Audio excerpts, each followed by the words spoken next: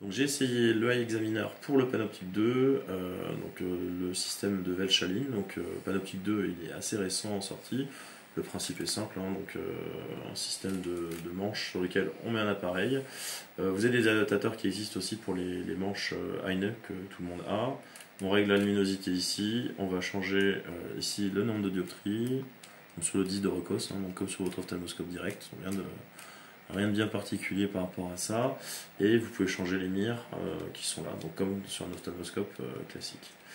Ce qui est en plus, c'est qu'il y a le système de Eye Examiner qui est une petite plateforme qui va permettre d'aller positionner donc cette plateforme à l'arrière en fait du panoptique de façon assez facile, et une fois que c'est en place, ça bouge pas, et d'aller le fixer sur un téléphone portable n'importe lequel, selon ce qui a été dit.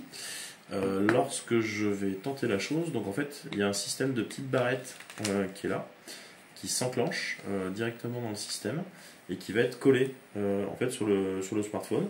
Donc je trouve le système assez ingénieux.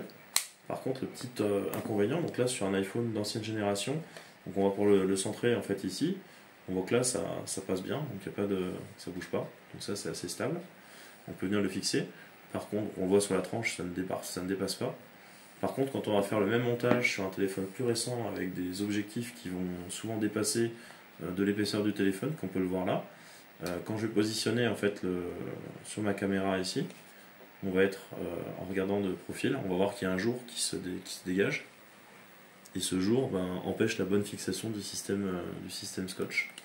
Donc je pense qu'on va régler la chose, le problème avec une épaisseur éventuellement supplémentaire de double face ou choses comme ça, mais c'est vrai que ça ne sera pas d'usage aussi aisé. Après, l'autre chose qu'on peut imaginer, c'est d'utiliser éventuellement une coque qui est dédiée uniquement pour l'usage pour ces prises de vue là, donc à voir, à réfléchir.